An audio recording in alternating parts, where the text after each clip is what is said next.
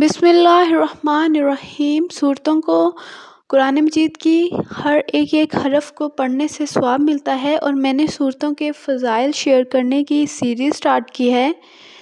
باقی ساری صورتوں کے بارے میں بھی میں نے الگ الگ ویڈیوز بنائی ہیں، بہت ہی چھوٹی چھوٹی ویڈیوز ہیں، ایک یا دو منٹ کی، جسے سن کر آپ جو ہیں بہت سارے فوائد سے مستفید ہو سکتے ہیں، اور پھر آپ کو جو بھی پرابلم ہو ان کا سولوشن آپ کو وہاں سے مل جائے گا۔ ہر صورت کے ڈیفرنٹ خواص ہیں، اور میں نے ہر صورت کی الگ الگ ویڈیوز بنائی ہوئی ہیں، ان سے مستفید ہونے کے لیے چینل وزٹ کر لیجئے گا۔ آج سورہ رعد کے بارے میں بیان کیا جائے گا کہ سورہ رعد کو پڑھنے کی کیا فضیلت ہے، اسے کس طریقے سے پڑھنا ہے، اور اسے کس مقصد کے لیے پڑھنا ہے۔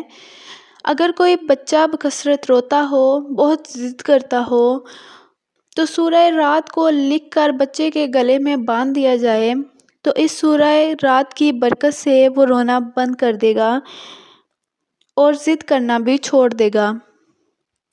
اگر آپ اسے لکھ کر گلے میں نہ ڈالنا چاہیں تو سورہ رعد کو پڑھ کر دم کرنے سے بھی وہی اثر ہوگا، لیکن اس کے لیے پھر آپ کو روزانہ پڑھ کر روزانہ دم کرنا پڑے گا۔